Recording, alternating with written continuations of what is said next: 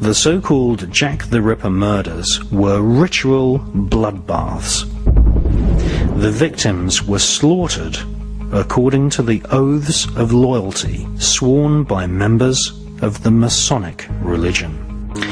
Diaries written by Inspector Abberline of Scotland Yard at the time of the Ripper murders have been held in safekeeping by Joseph Sickert, whose father was an artist who gave art lessons to Prince Albert Victor, the heir to the throne of the British Empire in the 19th century. Prince Albert Victor was known as Prince Eddie. He was the son of Queen Alexandra and the grandson of Queen Victoria.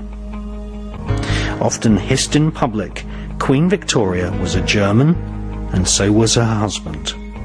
They were great supporters and patrons of World International Freemasonry. Queen Victoria's son became King Edward VII.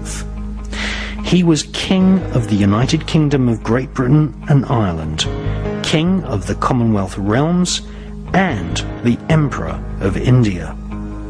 He was the first British monarch to carry the name of Saxe-Coburg-Gotha onto the throne.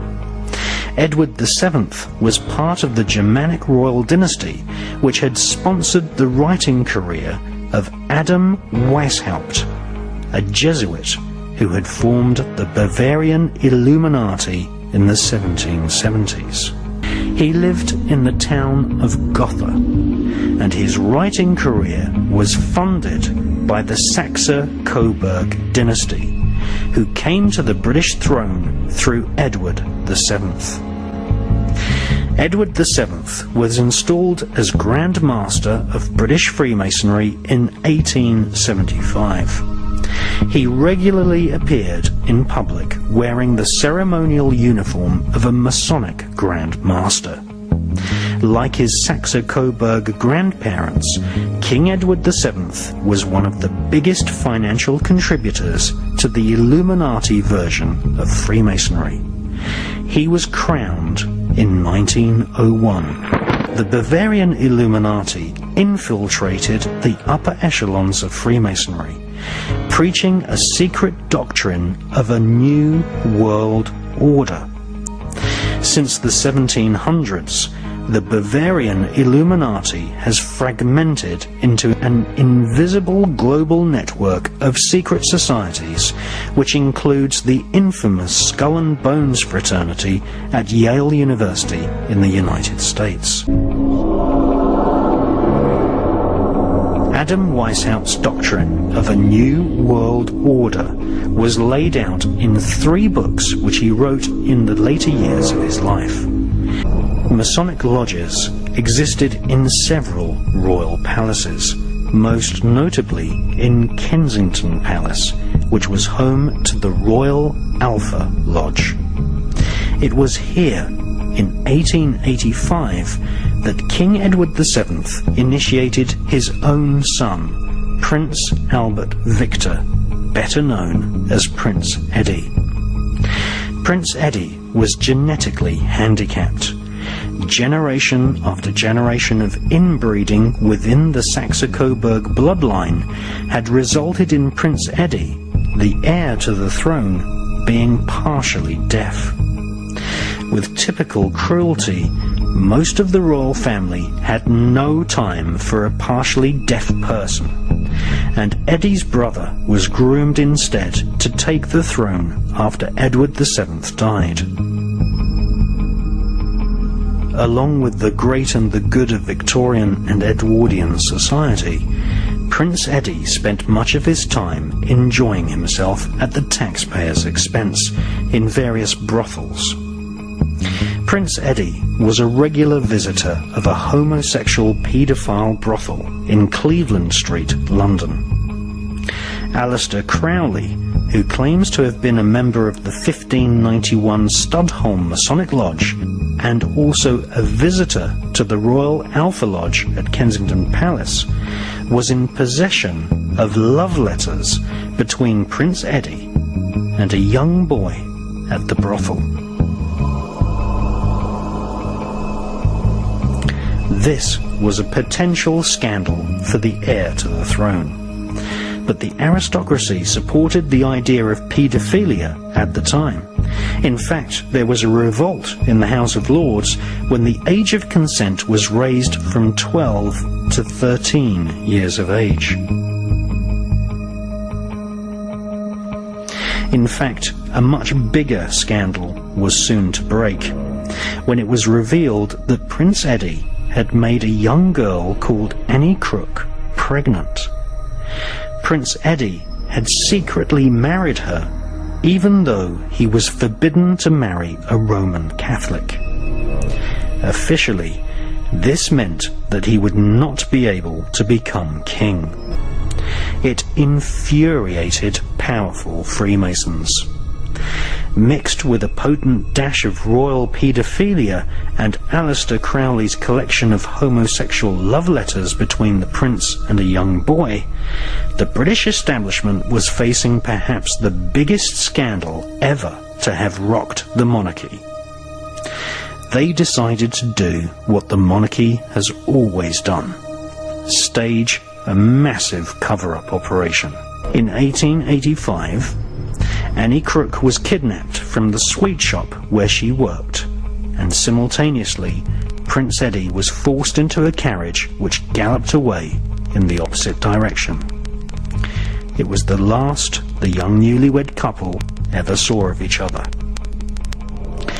Prince Eddie was taken back to Buckingham Palace and strictly forbidden to leave the premises. Annie Crook was illegally incarcerated at Guy's Hospital, where one of Queen Victoria's doctors, the wicked Sir William Gull, picked some of her brain out with tweezers, turning her into a mentally retarded, pathetic shadow of her former self. However, Annie Crook had told several friends about her marriage to the young prince. Annie had just given birth to a baby, a bastard heir to the British throne. Dr. William Gull kept Annie Crook imprisoned for 156 days in Guy's Hospital, and then sent her and her baby to workhouses where they were used as slave labour. One of Annie's friends, a young girl called Mary Kelly, worked part-time as a prostitute at Whitechapel in East London. Mary Kelly and a group of her friends decided to write a blackmail letter demanding money from the royal family. The year was 1888. Freemasons marched in full ceremonial regalia in public.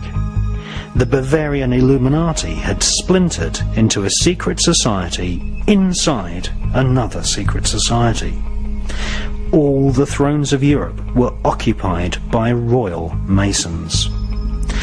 What Mary Kelly and her group of friends had not counted on is that not only were they trying to blackmail royal Masons, they were blackmailing psychopathic crowned killers.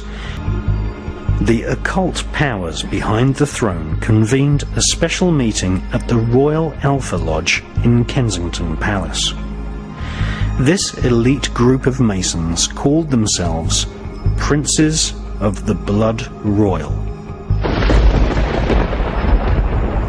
And they decided to form a ruthless hunting party which would hunt down and ritually murder Mary Kelly and her friends, thus putting an end to the blackmail attempt. Sir Charles Warren, a senior Freemason and head of the Metropolitan Police, provided intelligence on the whereabouts of Mary Kelly and her female friends. Sir William Gull prepared grapes injected with opium and alcohol, which would be offered to the girls. John Netley, a ruffian coach driver who worked for several aristocrats, would supply transportation. And J.K. Stephen, a socialite of Victorian London, would act as a lookout whilst the ritualized murders would take place inside Netley's horse-drawn carriage. According to the diaries of Inspector Abberline of Scotland Yard, diaries which were sealed in wax and held in safekeeping by the Victorian Impressionist painter and friend of Prince Eddie, William Sickert, the so-called Jack the Ripper murders were not the work of one crazy individual. These were meticulously planned ritual murders conducted in the Masonic tradition by a large group of aristocrats who hunted the young female victims rather like a country expedition killing foxes.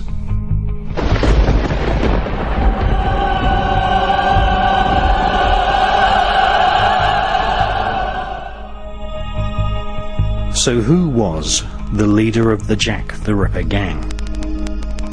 None other than one of Britain and Ireland's most senior Freemasons, the son of a duke, member of Her Majesty's Privy Council, an Oxford graduate, a Justice of the Peace, Secretary of State for India, Member of Parliament for South Paddington in London, Chancellor of the Exchequer, Leader of the House of Commons in the British Parliament, friend of King Edward VII, and Mason Magister Majestic Magistorium of the Orange Order in Ireland, future father of Britain's most famous Prime Minister.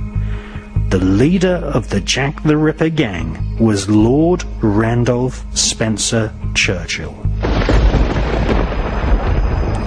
It was Lord Randolph Spencer Churchill who sliced Masonic emblems into the faces of the victims. It was he who coordinated the so-called Jack the Ripper murders. Until the young Lady Diana Spencer became Princess of Wales, Lord Randolph Spencer Churchill was the most famous member in the history of the Spencer aristocratic family. Her Royal Highness Princess Diana was herself a Spencer.